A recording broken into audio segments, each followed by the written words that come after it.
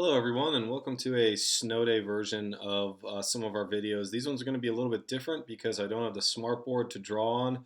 So I'm going to use my mouse as much as I can, but for the most part a lot of the equations and everything are going to be done on the computer just so I don't have to worry about it. If you don't like that, if it's too budget for you, well then why don't you just go over to Khan Academy because we don't want you here anyway. Alright? Okay, so with that bit of saltiness aside, today we're going to talk about a concept called average value. So this is the equation that allows us to calculate the average value.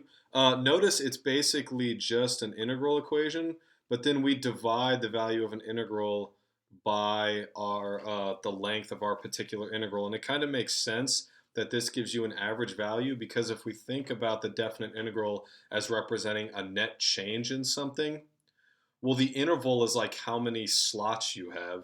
So if you have this much amount or this much net change that you can divide up into this many slots, you can divide those up evenly into this many bits of change per slot. So that's basically what average value means when it comes to integrals. And this picture right here, yeah, I copied it online, and you can't really read a lot of the text in here. But basically what it's saying is that if we have a function f of x from a to b, this shaded region in here is going to be the integral. Now we can find a value, which we call the average value, which represents this horizontal line right here. And if we take the area under that horizontal line, we will get the exact same area as we got underneath the entire function. And that kind of makes sense because think back to when we talked about average rates of change, okay? Think about your drive to school. When you make a drive to school, you're accelerating up to 25, 35, 40 miles per hour, then you're slowing back down to a stop, then accelerating again, and constantly changing what your instantaneous speed is. But what we looked at in the beginning of the semester was we could say, okay, you could, let's say, come to school by taking this specific path, alternating your speed as you do when you get to stoplights and all that other kind of stuff. Or if you just hopped in your own little like helicopter, you could just go in one direction at one speed towards school, and you can get there in the exact same amount of time as you would if you took the slightly more varied driving path. This is the exact same concept between, as we talked about it before, instantaneous rate of change and average rate of change, or instantaneous value and average value. They're basically the exact same principles, except one of them relates more to derivatives, and this one, or average value, relates more to integrals. So if we kind of describe a little bit more where this comes from, I want to go back to the average rate of change formula. Remember, the average rate of change of a function f of x over the interval a to b was just f of b minus f of a over b minus a. But we'll see that if we look at the average value formula, that ends up giving us the exact same equation. Now, in this case, the average rate of change of the function can be the same as viewing it as the average value of the rate of change of the function. Okay, so if we think about this as an average value, if we apply the average value equation, in this case we want to find the average value of the rate of change, which would give us the average rate of change.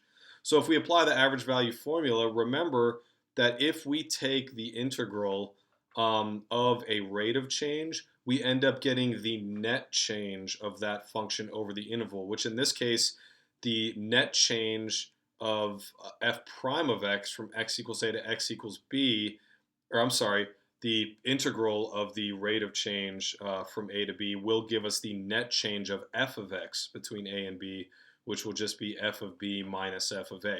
So I kept the 1 over b minus a out front, just keeping that in front. But basically, this just reduces back to this thing right here. As we can see, that's the exact same as the average rate of change problem. So as you see, there's this connection between average value and average rate of change. I end up giving you essentially the exact same thing.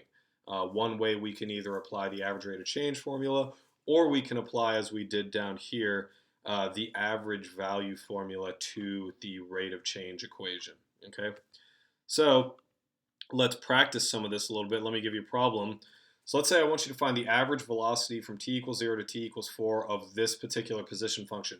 Now there are two ways to do this. We can do that one way using the average rate of change formula, or we could do it another way using the average value formula. So you decide which one you want to do. Ideally, try to do both. Pause the video, give this a try. All right, so if you guys gave this a shot, the first way was we would look for the average rate of change. And as we know, average velocity is the same as average rate of change of position. So if we apply that average rate of change formula to the position function, we end up getting this number of negative 2.24, which is the average velocity over that time period. But now, if you couldn't do it any other way than this, try to find this exact same number, instead using that average value equation that involved the definite integral that we showed in the previous slides. Okay, so if you gave that a try, if we apply the average value formula, now in this case, the average value of the velocity will be the same as the average value of x prime of t. Remember, x of t was the position. If we take derivative of position, we get velocity. So if we integrate that velocity function over this interval a to b and then divide it by that integral, we will actually get the average velocity. Now this I put in right here, this is the derivative of our function x of t. Take the derivative, keeping in mind you're going to have to apply the product rule and the chain rule in order to get this particular derivative. I would use the FNINT function on your calculator to evaluate this definite integral. And so if you evaluate this, you end up with the exact same number as we had in the previous slide. So here you go. These were two ways that we could have found average value. Again, one of them was utilizing the average rate of change equation. The other one was finding the average value equation. So look over these a couple more times, but again, just pretty simple stuff here. It's really just application of one formula.